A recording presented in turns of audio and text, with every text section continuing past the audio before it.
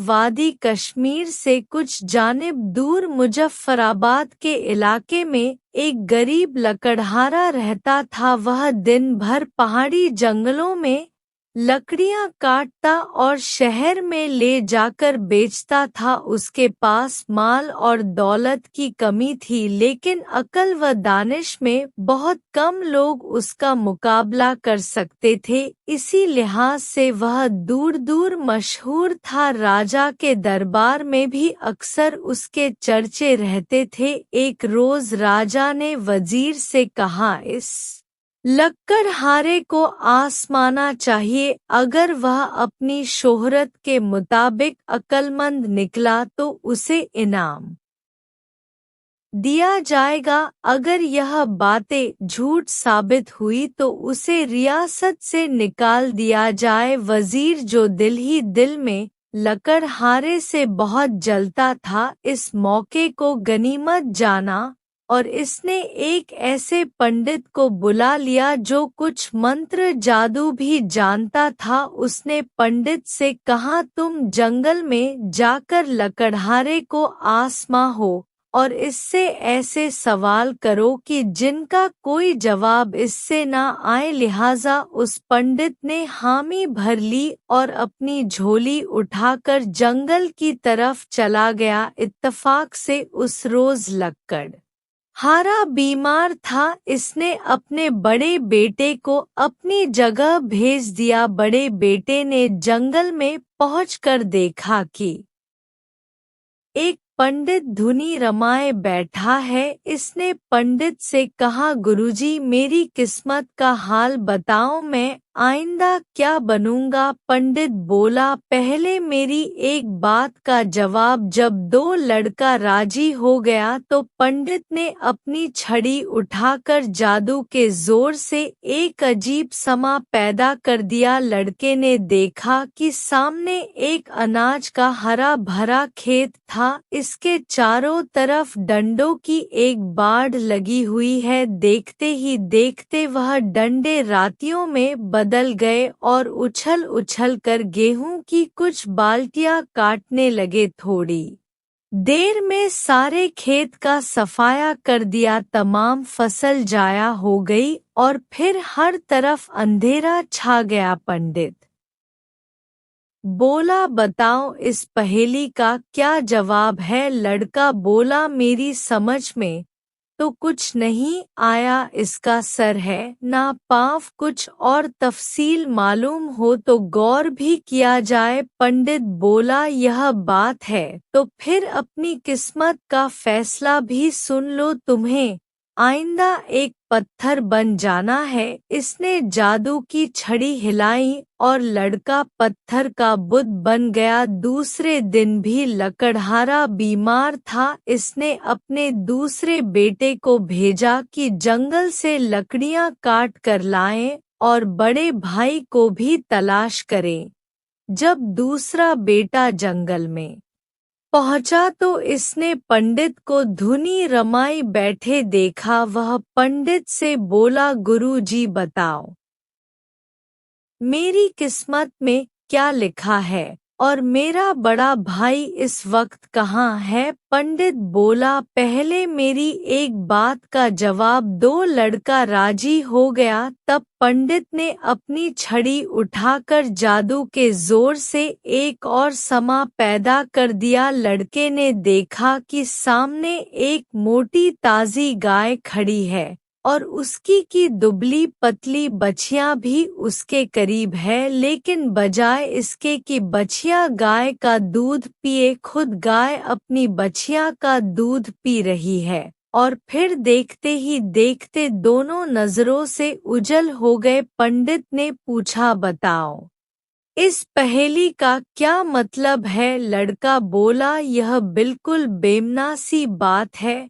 कोई भी तस्लीम नहीं कर सकता कि गाय अपनी बचिया का दूध पिएगोन बोला, अच्छा अब अपनी किस्मत का हाल सुनो। तुम्हारी किस्मत में भी पत्थर का बुत बन जाना लिखा है। यह कहकर इसने अपनी जादू की छड़ी हिलाई और वह लड़का भी पत्थर का बुत बन गया। तीसरे रोज भी लकड़हारा बीमार था और साथ ही उसे यह परेशानी थी कि उसके 2 बेटे जंगल गए थे जो वापस नहीं लौटे। इसने तीसरे बेटे को भी जंगल में जाने और बड़े भाइयों को तलाश करने की हिदायत की। तीसरा लड़का जंगल में पहुंचा तो उसने भी पंडित को धुनी रमाए बैठे देखा। उसने पूछा, गुरुजी बताइए मेरे 2 भाई कहाँ गायब हो गए और मुमकिन हो तो यह भी बता दीजिए कि मेरी किस्मत में क्या लिखा है। पंडित बोला, पहले मेरी एक बात का जवाब दो फिर मैं बताऊंगा। लड़का राजी हो गया। तब पंडित ने अपनी जादू की छड़ी उठाकर जादू के जोर से एक और समा पैदा कर दिया। लड़के ने देखा कि सामने एक बूढ़ा आदमी लकड़ियों का गट्ठर पीठ पर उठाए चला जा रहा था। लकड़ियों का गट्ठर इतना भारी था कि उसके वजन से बूढ़े की टांगें मुड़ी जा रही थी। फिर भी रास्ते में अगर कोई लकड़ी गिरी पड़ी नजर आती तो वह उसे उठाकर गट्ठर में अड़स लेता और फिर देखते ही देखते यह समा भी नजरों से झल हो गया। पंडित ने पूछा, भला बताओ इस पहेली का क्या मतलब है। लड़के ने कुछ देर सोचा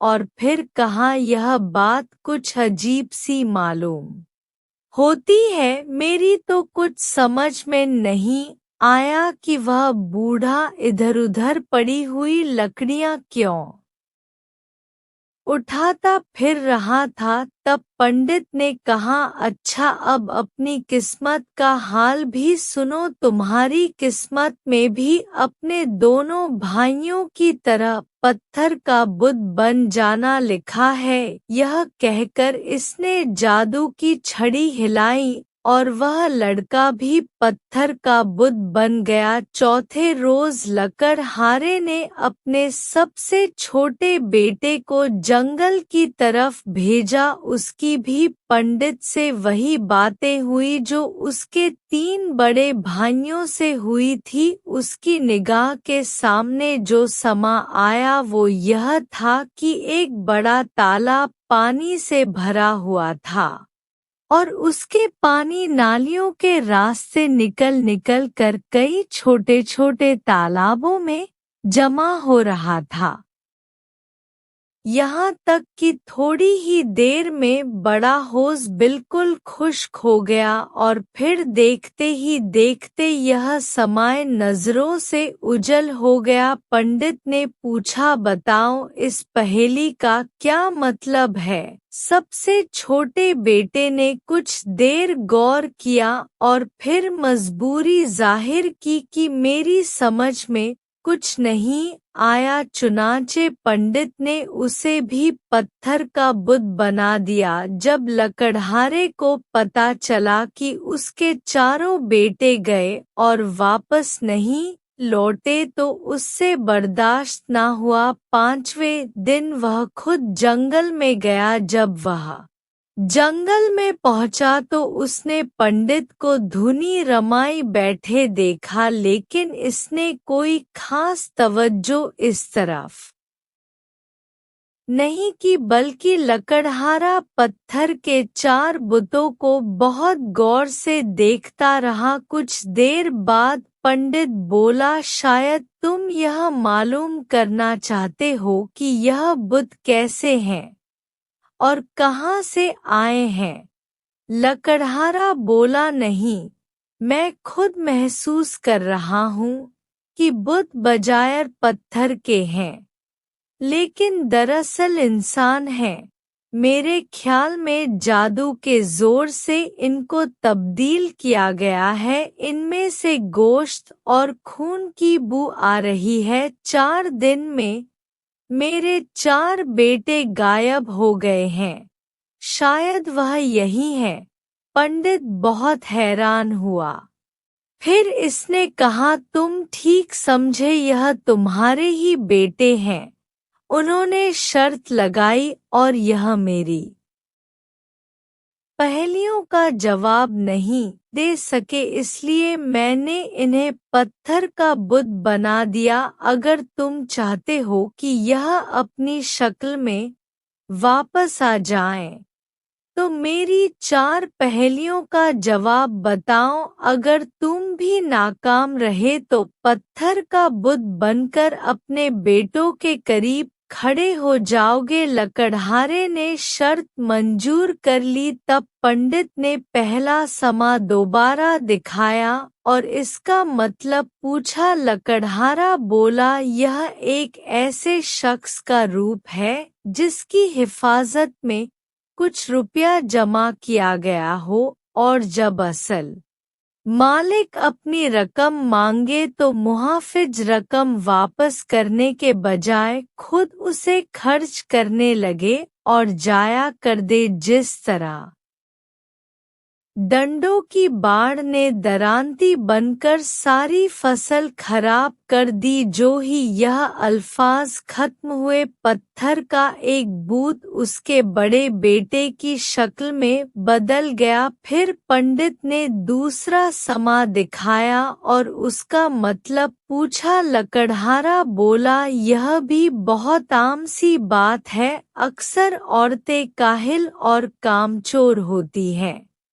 वह वक़्त से पहले ही अपनी बच्चियों से काम लेने लगती हैं और उन पर शफ़क़त की नज़र नहीं रखती। बकल इसी तरह जैसे गाय अपनी बछिया का दूध पीकर उस पर जुल्म कर रही थी। जो ही यह अल्फाज खत्म हुए, उसका दूसरा बेटा अपनी असल रूप में वापस आ गया। फिर पंडित ने तीसरा समा दोबारा दिखाया और इस पहेली का मतलब पूछा। लकड़हारा बोला, यह कौन सी मुश्किल बात है। दुनिया में ऐसे हजारों लालची लोग मौजूद हैं जो दुनिया भर की नेमतें पा लेने के बाद भी कभी मुतमिन नहीं होते। वह ज़रूरत से ज़्यादा अपनी दौलत में इजाफा करना चाहते हैं।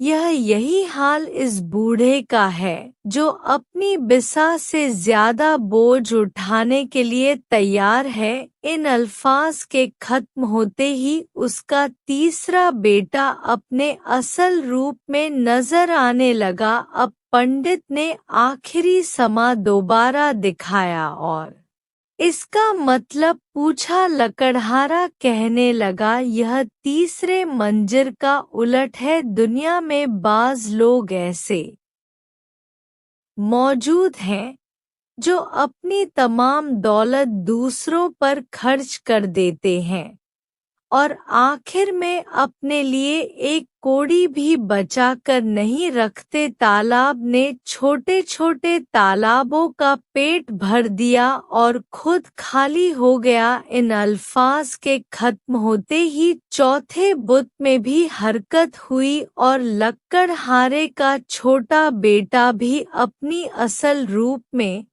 वापस आ गया। पंडित ने अपनी हार मान ली और सारा किस्सा जाकर राजा को सुना दिया और साथ ही इतरा किया कि लकड़हारा इतना ही अक्लमंद है जितना कि वह मशहूर है। राजा बहुत खुश हुआ। इसने अपने पुराने वजीर को हटाकर उसका मंस लकड़हारे को दे दिया और अपने महल के करीब उसके रहने का इंतजाम भी कर दिया। प्यारे दोस्तों, कहानी अच्छी लगे तो लाइक करें, चैनल को सब्सक्राइब कर दें।